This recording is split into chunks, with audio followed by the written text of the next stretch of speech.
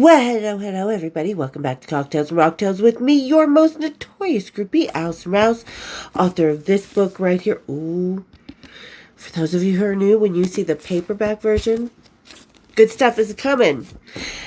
These books as well, where you can get that, my funny little merchandise, go down in that description, check it out, and fiddle about, because I like it when you fiddle about. It's always a good time. You won't get a tap, tap, tap from me.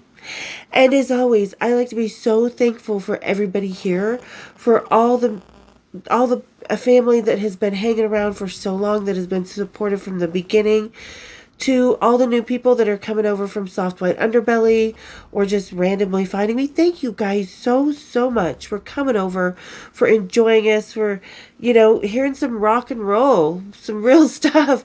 And to the other 80s ladies groupies that I'm meeting through that, welcome. Talk to me down in those comments. I have a lot of 80s groupies on here.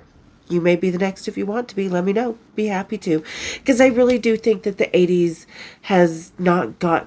groupies have not got the fair share that we deserve. We were a whole different ballgame, ladies, weren't we? But anyway, just thank you guys so much for the warm welcome. I mean, the warmness you've brought over here that we have here with the family. Feel free to get down, check it out, talk about, mingle. Everybody here is just badass and cool. We just like to hang and have a good time. We do. And as always, we're going to have a little cocktail. You know we are. And like I said, when you see this book, the paperback, it's because we're doing a reading. Now this cover, I'll put it up again eventually. It's my favorite cover. My friend Mark did it.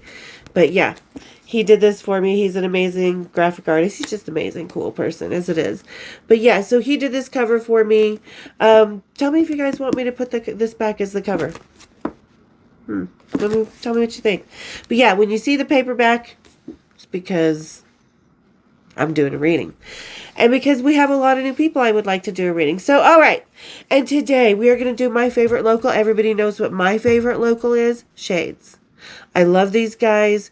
These guys are the masters of flavor. Like I said, they have Taco Tuesdays. They've got a Bloody Mary Michelada one that was amazing. The Taco Tuesday is pretty close to that. So, yeah, I mean, their Kavik Sour #1 has been #1 at the Great American Brew Fest for almost a decade now. So, totally awesome local. Really love these guys. Yeah. And we're just going to have a cocktail rocktail because we're going to read... What year are we reading? I'm not even sure. Let's see. March to May. God, there's a lot of Metallica in this. Oh, chapter 1992. A lot of Metallica in that one. Okay. Everybody, grab your shades. Kick up your feet. And let's have a little cocktails and rocktails. Ooh, that pours pretty. Okay, this is a newer flavor, and I do believe it is a limited one they have. So this is ale brewed with tangerine, grapefruit, blood orange, and citra hop. And it's their American style sour ale. Because these guys are masters at the sour and the flavors. Marcio, their head brewmaster, who's also with Hive Winery, he was a biochemist from Brazil and decided he wanted to brew beer instead. Good for you. We love you, Marcio. All right, everybody. Cheers, big ears. Oh, that is nice. Really nice. I like the tangerine in it. The grapefruit is that subtle hint. It's not super hoppy, so I would say, because it is a sour, it's maybe a 40 to 45 on the IBU scale. If you know what it is, tell me down in the comments. The IBU scale. Okay. So today we're going to read into 1992. Because I always talk about how... Never, ever, ever. Ladies, don't fall in love with everybody you fall into bed with. And when it comes to rock and roll, feelings are good, but I always wanted to avoid bigger feelings. And we're going to read about that today because sometimes you can't avoid bigger feelings. You know, I'd already had them at this point by 1992, September. I was 22 years old. Yeah, had just I was 22 years old. I had just started dancing the year before. Yeah, still very, very knee deep into the rock stars. So, okay, this is September 1992. The summer wore on, and I knew there were many concerts to be breached, but for some reason, I can't find that scrapbook. Oh, okay, I was missing a scrapbook when I was writing the book. Okay, the summer wore on, and I know there were many concerts to be breached, but for some reason, I can't find that scrapbook. Must be at home in England still, because I had stuff. I lived a couple places in this world. So, I reveal a lot of shit about myself, because this book, you guys, is not even half the story. And it's only my story. It's not Kristen's. It's not Danny's. It's not Davidy's. It's not Marie's. It's not Cousin Amy's. It's not Andrea's. All the other groupies, shh. This is why this book needs to become a movie or a series, because it can only grow into something even bigger than what it is now. And it's not huge or big, like I don't think I'm like Cleopatra or shit. No, not by any means. Okay, Anyway, what else could I have done in that year except for rockers and concerts? By then, I was full swing into the beginning of a lovely stripping career. I do know that after a couple weeks' break with a rather large rock and roll hangover, Danny and I made the trek up the canyon and into Park City for the Tesla show. I was still hot for Frank Hannon, and he knew I'd been with Frank before. And he was now going through a divorce. He was not married when I was with him. A lot of people get the wrong idea that groupies don't care if you're married or not, but some of us do. And Frank was not married when I first met him. And he was getting a divorce now. So, we were both free. People need to, back their groupie, some of their preconceived notions about groupies out of their head, because we're independent, strong-willed, strong-minded women who live our own lives, and we're free-spirited. We're sluts and we own it. And that's okay. Everybody can have their slutty years. I just had more than everybody else. Go big or go home, right? All right. So he was going through a divorce. Fair game. So we got a room up in the miners' town where the band was staying and playing. Luckily, as Danny and I got to our room after checking in, we ran into the band's tour manager, whom I had known from another tour or two. Needless to say, I did see Frank as I, the tour manager, and Danny all sat in a room, drinking, smoking out, and hiding from the paranoia of a private investigator that Frank's soon-to-be ex-wife had supposedly hired to try and obtain more alimony through proof of groupie pleasures. So he told me. I don't know if it's true, but supposedly Frank's first ex-wife, I don't know how many ex-wives he's had, I don't know, I didn't pay attention to him after this. But anyway, so, yeah, his ex-wife supposedly hired a private investigator. Well, since Frank's room was connected to the one we were in, there would be no proof that he was with me that night. But rest assured, he was with me after I seduced him with my small girls. Frank Hannon loves small, perky, natural girls. And mine definitely seduced him back into another hotel bed. The most significant appearance of the month would be Henrik Ostergaard from Dirty Looks. As you may recall, we had met when I bedded his drummer Gene years before. Since he was with a friend's sister back then, I had no idea he would even know who I was, let alone be what he became. I mean, ladies, in rock and roll, the feelings happen when least expected, as we all know, right? I mean, it's never, ever the ones we expect. I never expected to be with James Hetfield or spend so many years hanging out with him. I definitely never felt... I hung around Vincent Paul a few times before he walked down the hallway in Seattle, and I looked to and it was just explosion, and everybody saw it, and it was chemistry coming down the hallway without saying a word. Yeah, so we all know that. And when that hits you backstage... hold on tight, it's going to be a wild motherfucking ride. And this was. As I said, once you get older, your feelings become more prominent no matter how much you turn them off and turn on the charm. I can chew up and spit out the best of the rock stars without gaining a scar. Sure, I can pout sometimes, but it quickly went away when another band came into town. But when one of the guys from Night Ranger walked into my strip club, my 22-year-old ass was going to get a carny ride I didn't know existed in my amusement park of rock and roll. I know that I said Night Ranger when you were expecting dirty looks, but let me explain all that. I was on stage one night minding my own business when a group of 3 guys walked in. Being a child of the 80s when my musical discovery began, I of course recognized 2 of them as being from the ballad rock band Night Ranger. I was never comfortable with bands in the club, and I never took personal to work, and work never left the building. This was a first and an awkward one at that. So when the DJ introduced me to Brad, or whatever that guitar player's name was, I was noticeably uncomfortable. Because I know a lot of people also think strippers and groupies, especially for strippers, we always want to show our bodies and stuff by having the rockers come into the strip club. No, we don't. Because here's the thing. The rocker's going to come with other band members and probably a few crew members. So everybody's going to see you naked. I don't want that. I want my rocker to be the only man to see me naked when I'm outside of that strip club. Sex was always only for my personal life, and my personal life never came to the strip club. The strip club and a lot of my heels never saw the light of day, right? So a lot of strippers are actually like that. Sometimes, yeah, you can't help that rock stars wander into your strip club. It's a natural fucking break on the tour for them. So, but yeah, I never, ever, ever, ever invited any rock band into my strip club. So yes, being a stripper was a very handy seduction tool, but it was meant to be enjoyed much as the guest towels are, looked at but never used. Anyway, the guitar guy invited me to meet him at our local club Rafters. It was this really awesome local rock club that, like Quiet Riot, Accept, Dirty Looks, Ricky Rockman, Mozart, Tough, like a lot of the mid-range 80s bands played at. They had a lot of really good shows. And they had our going-away party when Kristen and I moved to Seattle. Okay.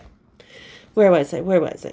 He invited me to Rafters when I got off work. I really didn't want to go because I got off work at 10 o'clock that night because we actually had schedules back then because a lot of people don't realize the strippers in Salt Lake City, we were paid $20 an hour back then. Plus, we kept all of our tips unless we paid the DJ to do our cleanup at the end of the night. It's a really different world back then. So anyway, he invited me to Rafters when I got off work. I really didn't want to go and had no attraction or chemistry with the man, but Jade, one of the other dancers, and the DJ both wanted to go hang out and needed me to be with the band. Go figure. Who didn't need me to get with the band? Again, ladies, groupies, People who only call you up, can you get me tickets to Motley Crue? Fuck no! Talk about me behind my back, I'm not getting you Metallica tickets. Anywho, so who didn't need me to get to the band? Yeah, that's a downfall. Anyway, I felt like a drink, so I went along figuring I would lose them when I got into the bar. And I did with a little help from Paul, the guitar player from Dirty Looks, who is now in Dangerous Toys. As Jade, DJ, Scott, and I walked into Rafters, he appeared to my right with the intention of taking me to his leader. Paul said, hello, and we talked for a second. He did. He just sort of appeared right over here. Like, I think he might have just been walking, and I just happened to pass that door right when we walked in, but we were showing our IDs, and I just seen him. He's like, hey, I know you. And I was like, you do? I don't remember. I mean, like I said, I was with someone else before, and we had gone over to Kristen's house, but that's a whole nother story. Anyway, so I didn't expect any of them to recognize me or know who I was, because their drummer Gene was no longer with them. So, he seemed to remember me from years before and said Henrik wanted to see me. Henrik had a gruff attitude with an enviable long hair and a secretly sweet side hidden behind his infamous DRI shirt. If you know, you know. Since the drummer I had been with previously was now a memory to both me and the band, I considered the lead singer fair game and open territory. Yeah, Henrik was damn sexy and a good way to shake that guy from Night Ranger who had seen his opening band's guitar player on me like white on rice. 2 seconds too late for the Night Ranger guy. I took off towards the bar. I didn't know. I was like, no. I took off towards the bar and the roller coaster that would be a part of my life for the next year or so. He was drinking Jack Daniels, 2 fingers over ice. I still remember how he liked it, but I don't remember the first words we said to each other that night. I am sure it had to do with hello, but all I really know is I sat down next to him after he pulled out a bar stool and didn't leave Henrik's side for the rest of the time they were in town. That was that.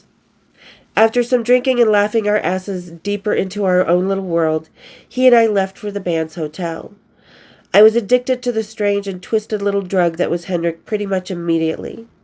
Our chemistry was familiar, chaotic, and ran amok. He couldn't let me go, but he couldn't keep me either. So he only did what he could do with me. He waned. Henrik and Dirty Looks were on a club tour. There was going to be a sharing of the hotel room with another tour member. Privacy is scarce on smaller tours, but we managed to get into the room and lock the latch before his bass player could get there. Sorry, dude. That was a fun night. Yeah, he was running towards the door. We're like, slip! We're fucking, leave us alone. Anyway, that's not exactly what happened. So, okay. From the second Henrik and I got alone, it was all WWF from then on out. He bounced me from one... I don't know how it came up. He's like, we should wrestle. Like, we were naked. We just got naked. We were making out. We got naked. I was wearing this long button-down floral dress with those ladies, you know, the opaque stockings that come up with the, like, ruffles or the bows on them and stuff. And these little witchy boot heels and... I would keep the dresses unbuttoned so that you could see my lace bra and just up to the top so you couldn't see if I was wearing underwear or not, which usually I wasn't. But anyway, so I turned like a little flowery girl dress into something sexy and slutty. Leave it to me. So anyway, so he decided we should wrestle, and he just like picked me up and threw me onto one of the beds. I was like, woohoo! You know, I'm so not mad at that. Okay. We bounced from bed to bed and he wrestled me down. I fought back and pinned him on the floor. We were laughing our asses off and throwing clothes into mingled piles in the corner. Soon we were naked and about to finally have each other when Henrik noticed the door was opened a couple of inches, and a few faces were wedged into it. The bass player had heard the noise and knew Henrik's drinking better than I did. He thought it was getting out of hand and not in the fun kind of way we were having. All was fine, we assured him from behind the bedspread, as I did a flying leap onto him. I did too. I was like, we're good, because he was on one bed, I was on the other. I was like, we're cool. I mean, I just did a flying V onto that motherfucker, took him down with my legs. I don't know how I did it, but I did it.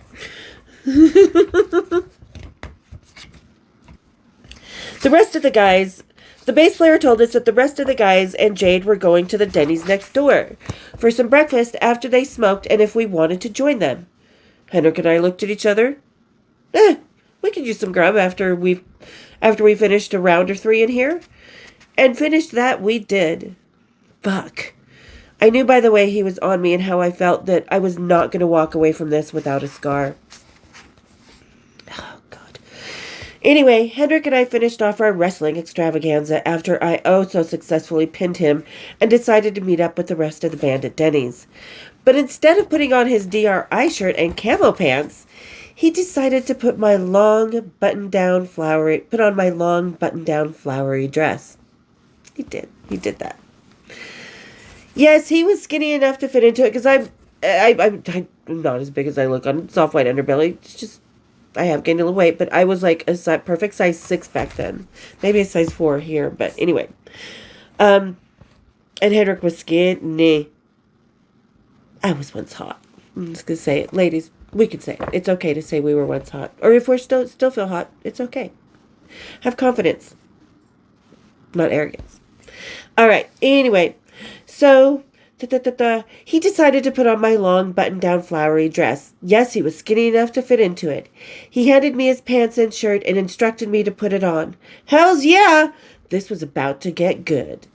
Hendrik twirled for me as I pulled his hair back into a long ponytail, and he strapped on his combat boots.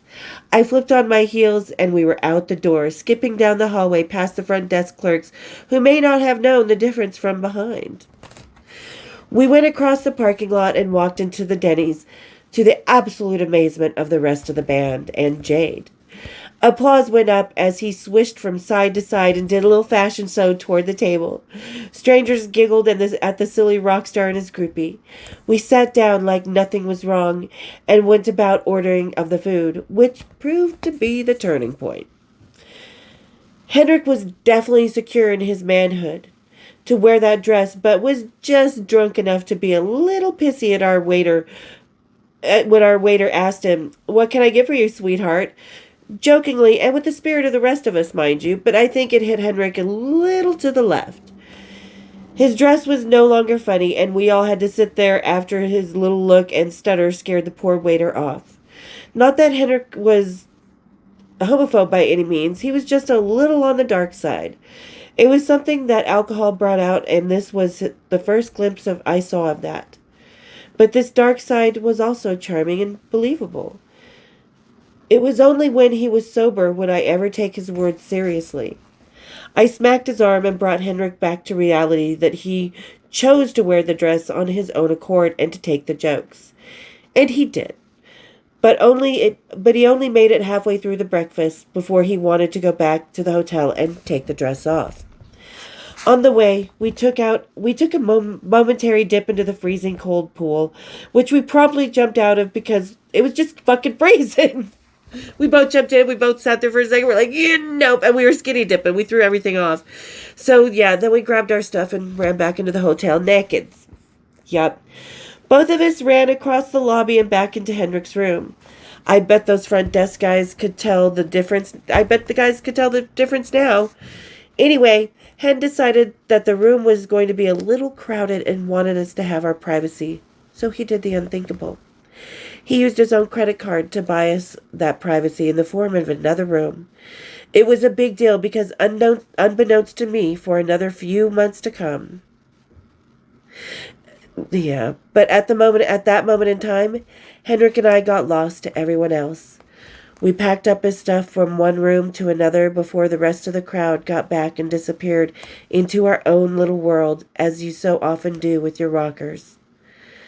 No one from the tour knew where we were or that we were so close, and they spent half the evening looking for their lead singer. Hendrik and I got lost into each other and the bed for the rest of the night.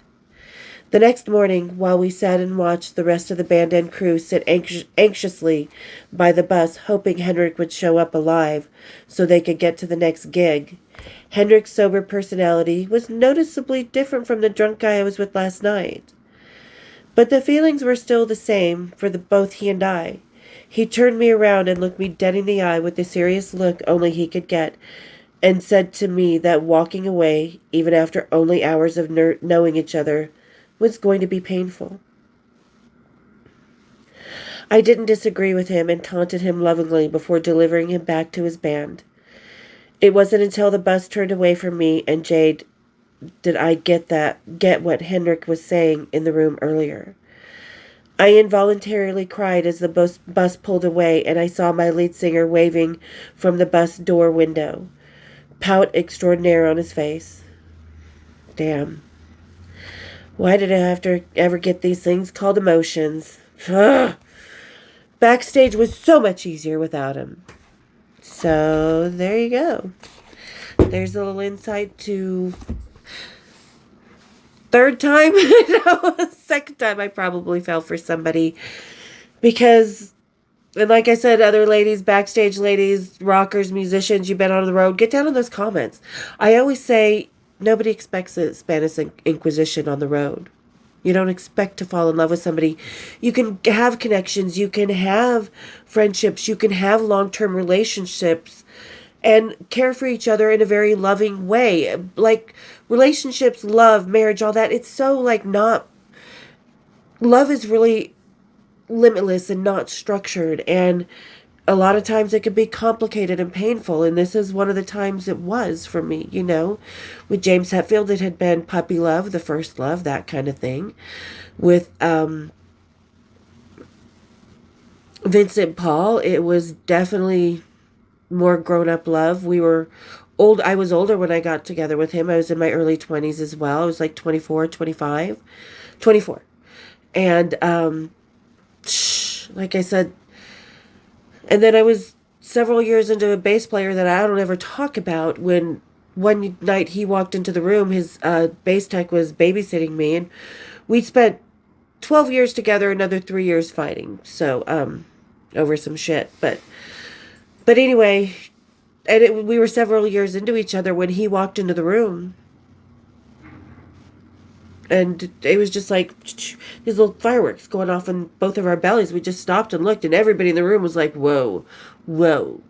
Even though they'd all known we were together for several years at that point, So when you're on the road, you don't expect the Spanish Inquisition. You don't fall in love with everybody you fall into bed with. You're not going to have a long-term relationship with everybody you fall into bed with. But once in a while, as happens with everybody in life, you trip and you fall into the most complicated situations. And this was one of the most complicated situations I had been through in my life. I was only 22 years old, but I definitely, Henrik was hot, and I thought, yeah, here's another boy toy, because that's how us groupies approached it back then, me and my friends and a lot of other groupies that I talked to on this channel. It was like, yeah, these are our boy toys. Like I said, you put them in little jars and put them on shelves. When they come in town, you take them out, you let them breathe, you fuck their brains out, you go out to dinner, you have a good time, you hold their head because their mother just died a few months ago, whatever.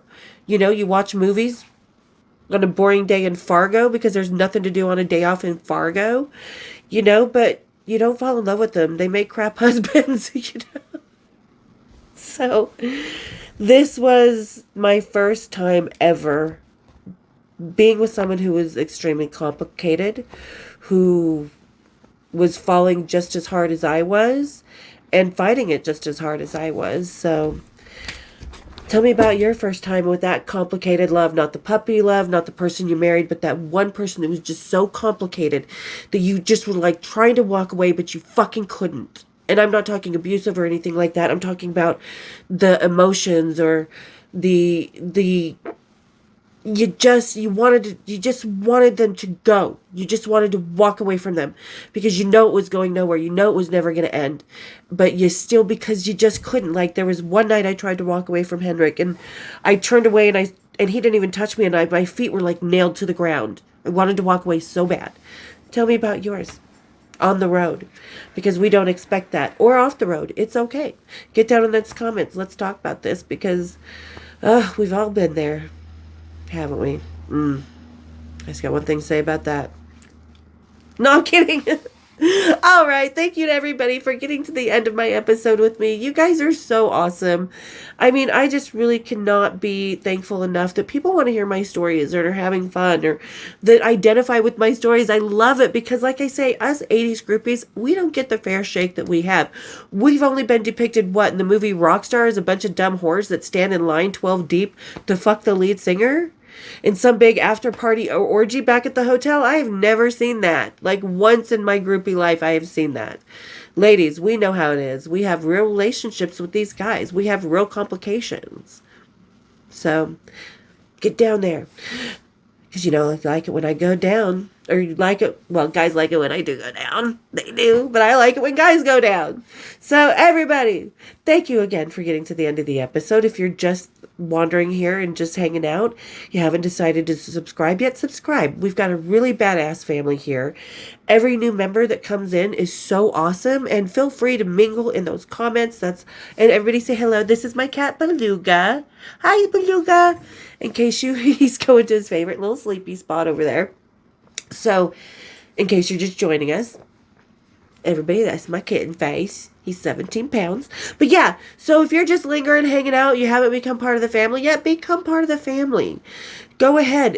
We've got an awesome community here that's just about rock and roll, good times, remembering all of our lives in the 80s and the musicians and groupies and just everybody just is of all kinds of walks of life, and I love it. That's what I love most about the channel, the people that we get to hang out with here. So hit that subscribe, you guys. Share. Let's keep growing this channel, and hit my bells. And we'll see you next time on Cocktails and Rocktails. Cheers, big ears.